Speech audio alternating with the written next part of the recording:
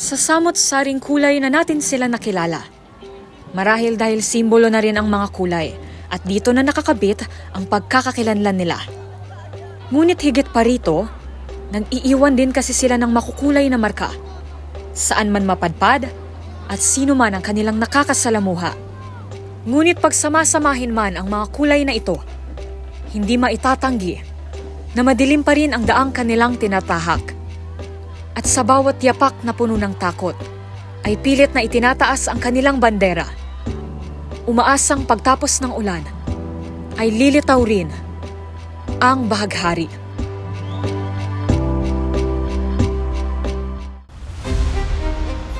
Mga isyong napapanahon, mga kwento ng lipunan na dapat mong malaman. Your Honor, hindi ko na po alam kasi bata pa lang po ako. Sisilipin, hihimayin at tatalakayin.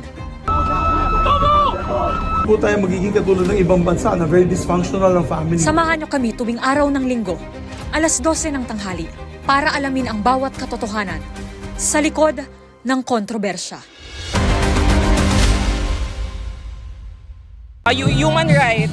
Human rights ng LGBTQIA is important. Parang mas ina-accept na ng paunti-unti ng mga Pinoy. We have a long way to go, pero malayo na yung narating, di ba? It's getting there for me. And I think that, yes, the Philippines is very more welcoming. I can't say na safe space na yung Philippines, but we're getting there naman na po. By seeing everyone here, para nakakatanggap sila ng support. And I'm still hoping and praying that na dito sa Pilipinas is ma-accept na fully yung community namin. Kung tatanungin ang realidad na kasalukuyang kinakaharap ng mga miyembro ng LGBTQIA+ community o mga lesbian, gay, bisexual, transgender, queer o questioning, intersex at asexual, mapapansin na tila may kaluwagan sa paghinga ng mga ito kumpara sa mga nakaraang karanasan ng mga miyembro ng komunidad kung saan sakal ang mga ito sa mga mapanghusgang pananaw at nakakahon sa mga ekspektasyon sa kanila ng lipunan.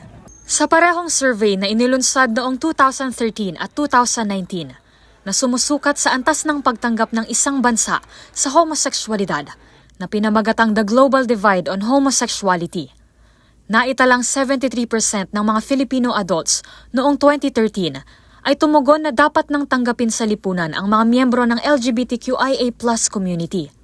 Napanatili ang antas na ito hanggang sa taong 2019. Habang ang 26% naman natutol dito noong 2013 ay bumaba sa 24% noong 2019. Bagamat hindi ito kumakatawan sa buong populasyon sa bansa o maski sa mayorya, kinikilala pa rin ito ang Pilipinas bilang isa sa mga most gay-friendly na bansa na pumapangalawa sa Australia sa rehiyon ng Asya at Pasipiko.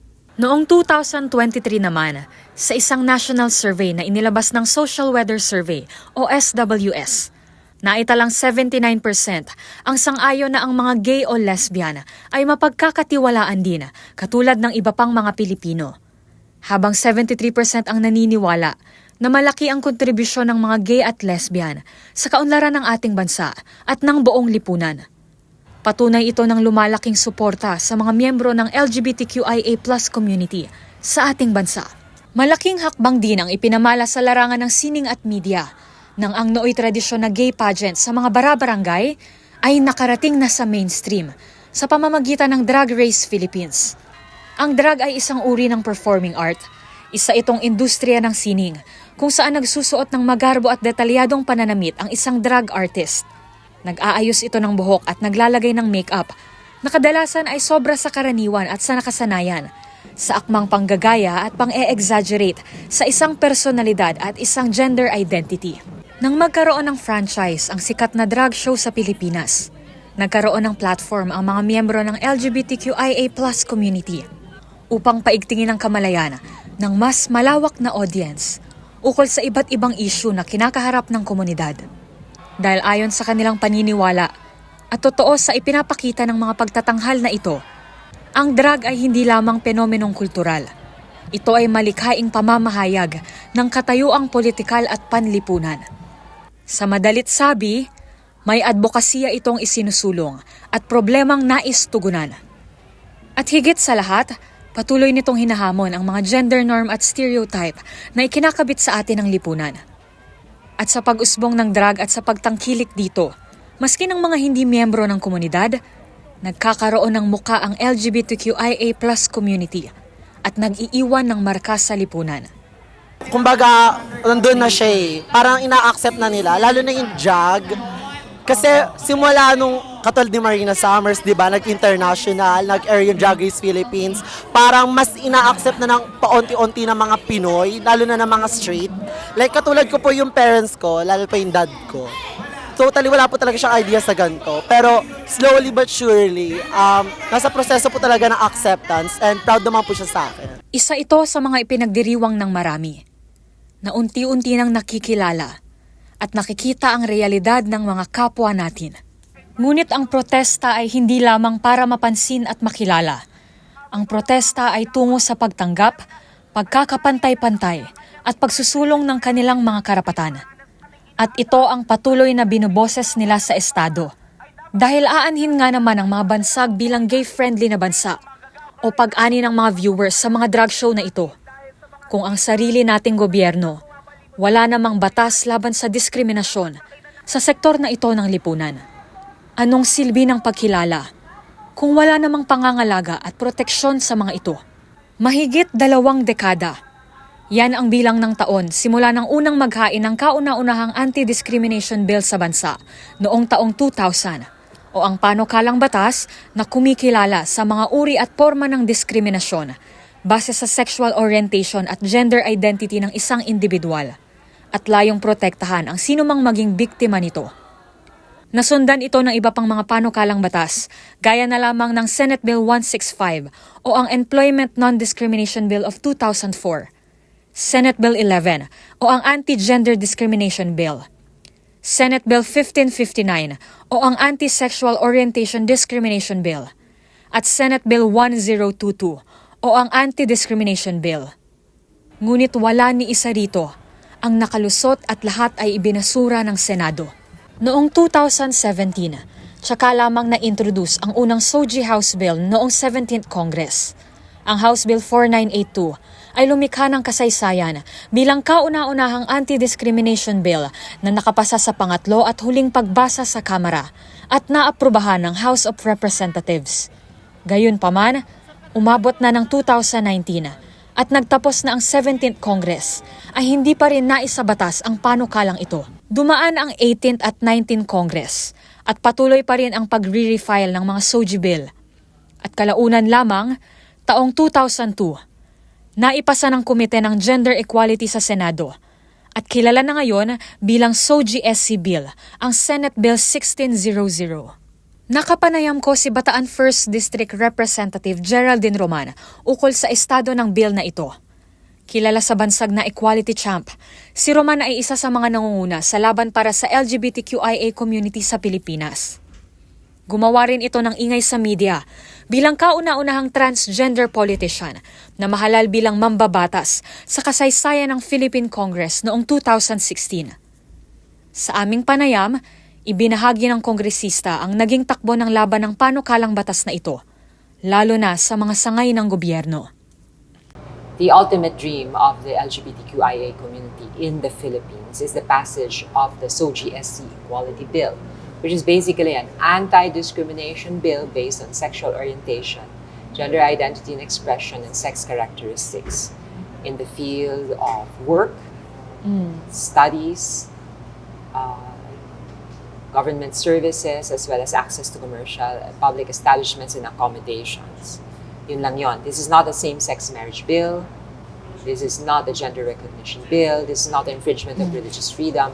And it's respectful of parental authority to raise children according to each family's religious beliefs. What it seeks, though, is basically to guarantee that there won't be discrimination at the workplace, in schools, reception of government services, and public establishments and accommodations. So this is the ultimate dream. But it's been 24 years of discussions where lies have been thrown at the SOGI SC Equality Bill. It has been accused of being so many things that it is not, like what I just mentioned. But these 24 years have served to open the eyes of legislators to what the bill is and what it is not. We know that it is simply an anti-discrimination bill. Yes. And that it will benefit all Filipinos because all Filipinos, all human beings have SOGSC, not just members of the LGBT community. In fact, if you get discriminated against because you are straight at your workplace, you can use this bill. 2024 na at tahimik pa rin ang Senado ukol sa bill na ito. Gayunpaman, nananatiling maingay ang lansangan. Mainit ang usaping ito. Ngunit kasabay nito ay ang patuloy na nag-aalab na kagustuhan ng mga miyembro ng komunidad na maipasa na ang SOGSC bill. At sa likod nila ay mayroong mga maliliit na hakbang na handang umalalay at sumaklolo at pilit na lumilikha ng mga ligtas na espasyo sa mga miyembro ng komunidad. Sa kabila ng kakulangan ng national law sa bansa, ang mga local government units ang nagsusumikap na gawing inklusibo ang mga espasyo sa kanilang mga nasasakupan. At isa na dyan, at marahil ay nangunguna rin, ay ang pamahalaang lungsod ng Quezon. Sa pamumuno ng punong lungsod na si Mayor Joy Belmonte, isa ang Quezon City sa masugid na tagapagsulong ng karapatan ng mga miyembro ng LGBTQIA+ community. Panata ni Mayor Joy na gawin ang QC bilang safest place para sa mga miyembro ng komunidad. Taong 2014, 10 taon na ang nakakalipas, nang unang maghain at magpasa ang lungsod ng Quezon ng City Ordinance na nagbabawal sa diskriminasyon batay sa sexual orientation, gender identity at expression. Mula rito, naging mandato na ng alkalde na mas paigtingin ang proteksyon ng mga miyembro ng komunidad. Kabilang na dyan ang paglulunsad ng right to care card sa mga queer couple. Sa pamamagitan nito, ang mga magkasintahan mula sa LGBTQIA community ay mayroong karapatan at kapangyarihan na pumili para sa kanilang mga partner sa usapin ng kalusugan, sakaling wala o limitado ang kakayahang magdesisyon ng isa sa kanila. Bukod pa riyan, isang Memorandum of Understanding ang nilagdaan ni Mayor Joy na nag-e-extend ng mga healthcare services sa mga transgender at transsexual na individual.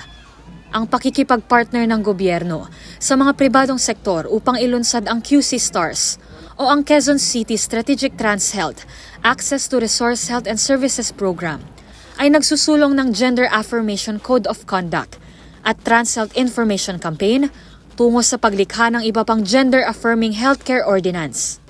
At unang serbisyo na nakalatag diyan ay ang paghahatid ng libreng hormone counseling at consultation. Sa madaling salita, binibigyan nito ng access ang mga transgender at miyembro ng komunidad sa isang basic human right, ang kalusugan.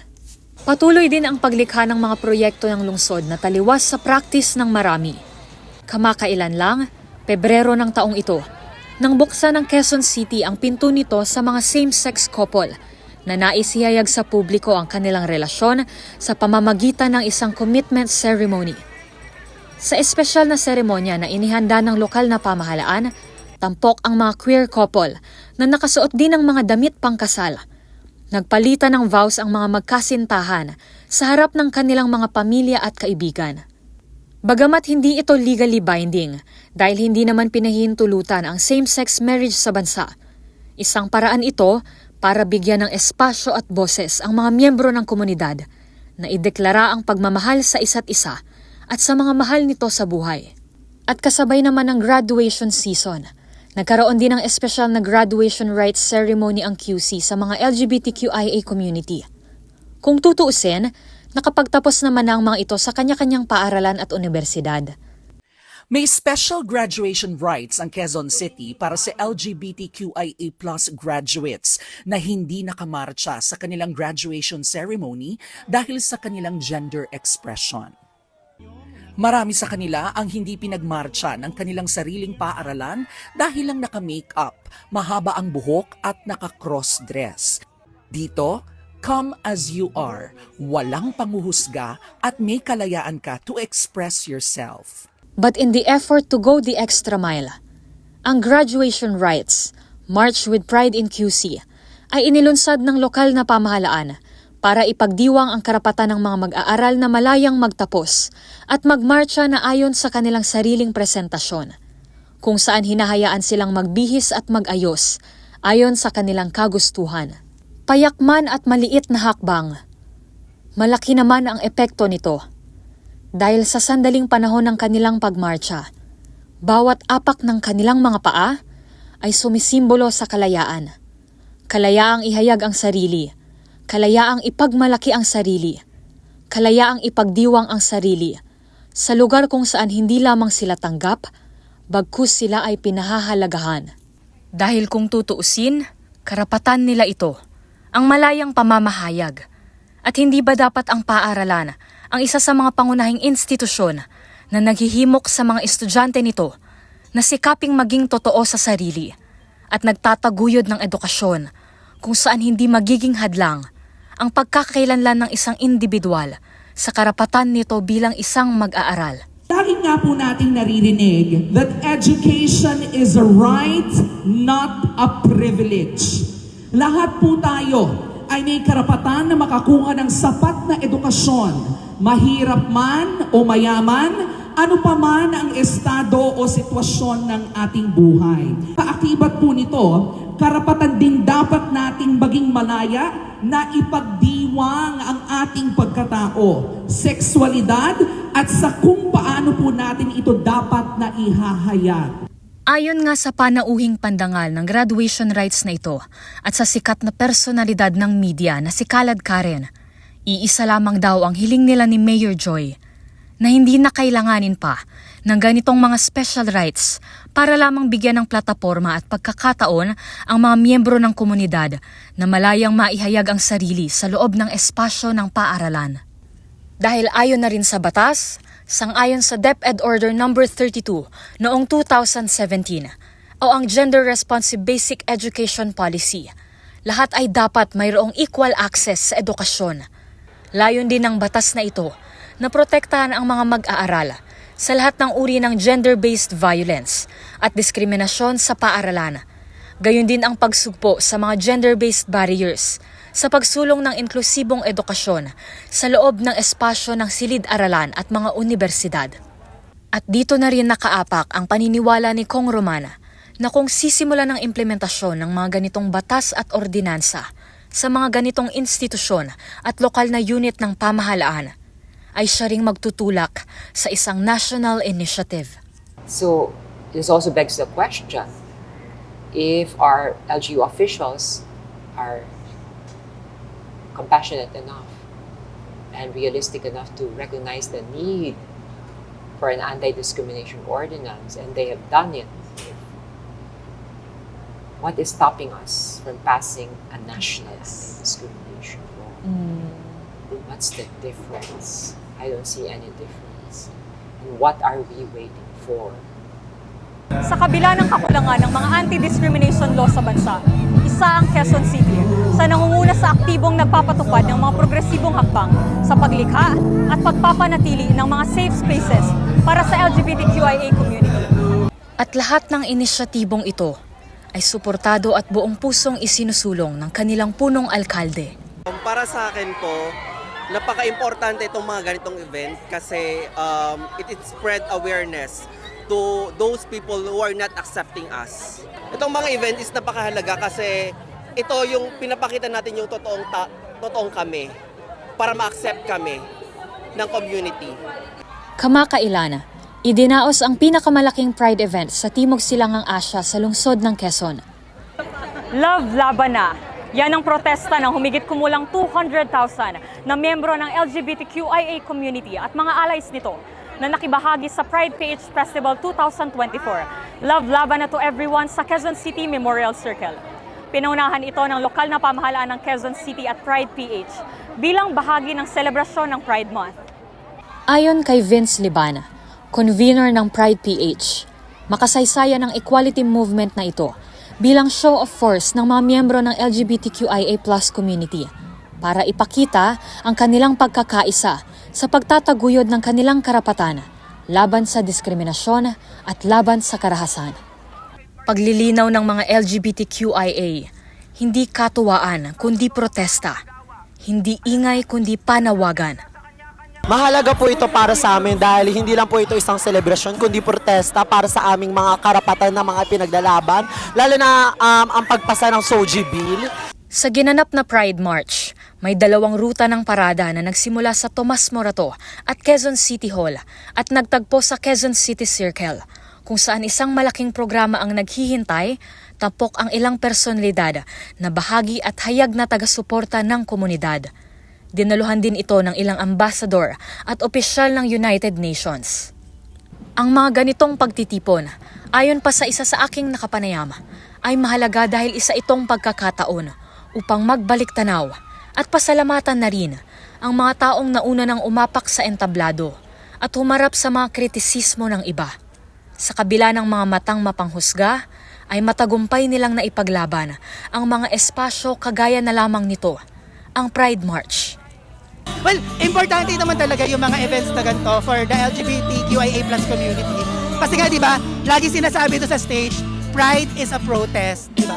So for me, more than being a protest, is also a statement, di ba? And a promise na we will be here and we will stay here, di ba? So once a year lang to, so di ba, we need to make it count and we need to pay homage to those who came before us na nangyayari itong mga event na to kasi may mga lumaban para sa atin. Dagdag pa rito, mahalaga na maraming miyembro at allies ang nagsasama-sama upang maipakita ang puwersa ng komunidad. Katuwiran pa ng iba, minsan lang din lamang ito sa isang taon, kaya talagang importante na maipakita ng mga miyembro nito na buo at iisa ang kanilang mga isinusulong. Ika nga ng isang sikat na pahayag, there is strength in numbers. Yung importance is yung minsan lang sa once a year na papakita sama-sama yung LGBTQ to be seen by other people. Kasi kapag individually kami parang we cannot fight back din sa mga bullies or whatsoever. Pag magkakasama kami, it's a big impact to them. Also, para makita rin nila na we are united as one. Also, the Pride March kasi is every year lang siya nangyayari. So, every year nagsa-celebrate. So far, lumalaki na yung community. Kaya, okay na i-continue yung yung Pride March every year. Kasi, I think we are succeeding. We are there sa pagpasa ng mga batas for LGBTQIA rights. Plus. Ngunit bukod sa pagpapakita ng kanilang lakas sa iba, ang pagtitipon na ito ay para rin sa mga LGBTQIA. Ang Pride March ay isang comfort zone para sa mga miyembro ng komunidad. Dito, nakakatagpo nila ang mga taong may kamukhang karanasan. Isa itong lugar kung saan naipapakita nila ang totoong sila, nang walang pagkukubli, walang bahid ng hiya o pagdududa sa sarili. Actually, I think this event is very important kasi even though it's once a month lang, nagkakaroon ng lakas ng loob yung mga tao na maging totoo sa sarili nila by seeing everyone here para nakakatanggap sila ng support. And at the same time, it's helping dun sa mga closeted to come out. And this Pride March is for us to, yung mga pinaglalaban natin. Kanina na-announce dun sa ng mga host natin na Pride is a protest. And this kind of event for us is very important kasi in this way, napapakita natin yung support natin with the community and also ano ba yung pinaglalaban natin na para sa atin. Kasi hindi naman tayo gagawa ng isang hakbang or hindi tayo gagawa ng isang event na parang ganito kung hindi ito para sa atin. This one is very important kasi dito natin nakikita sino ba talaga yung mga taong mas nakakaintindi sa atin at sino ba talaga yung matatawag nating pamilya outside our house and our comfort zones. Ang Pride March at Pride Festival ay ilan lamang sa mga proyekto ng Quezon City sa mas pinaigting na paglikha ng mga safe spaces sa lungsod. At sa mga inisyatibong ito, malinaw na ang safe space ay nakikita at nararamdaman ng mga miyembro ng LGBTQIA+ community kapag sila ay binibigyan ng espasyo na ihayag ang sarili, kasama ang mga taong kabahagi nila sa karanasan sa pagbangon mula sa mga madidiing pang-aalipusta at malalalim na pangungutya. Ang safe space ay hindi lamang lugar. Ito rin ay pagkilala. Maaari rin itong pagtanggap at mas lalong pagmamahal. At nang tanungin namin ang aming mga nakapanayam kung ang Pilipinas ba ay isa ng ganap na safe space para sa mga miyembro ng komunidad ng LGBTQIA+. Ang tugon nila, bagamat hindi pa ganap na ligtas para sa mga miyembro ng komunidad, naniniwala ang ilan na malayo na ang narating ng mga pagkilos tungo sa mas inklusibong espasyo para sa mga miyembro ng LGBTQIA+ sa bansa. Well, I would say it's becoming accepting. I feel we have a long way to go, pero malayo na yung narating, di ba? It's getting there for me. At sino pa nga ba ang makasusukat kung gaano kakomplikado ang buhay ng mga LGBTQIA+, kundi ang mga miyembro rin nito, na ngayon ay bukas ang utak at puso sa mga kinakaharap nila. Sa self-awareness, ika nga, nagsisimula ang paninindigan at lakas ng loob na lumaban. Somehow, it depends. Kasi may mga hindi pa rin nag-out. Kumbaga, it's not safe sa mga hindi pa nag-out kasi may mga parents pa rin na, when it comes to religion, mahirap pa rin nilang tanggapin yung LGBTQIA+. And also, for others na accepted, syempre, we are so happy na we have this community. And I think 50% or 70% we will be I will say na safe space for queer, pero the rest of the percentage I think hindi pa din. Ngunit marami pa rin ang umaasa na ganap ng maging bukas ang bansa sa pagtanggap sa kanila bilang bahagi ng lipunan. For now, hindi totally na safe pa para sa amin na sa LGBTQI community.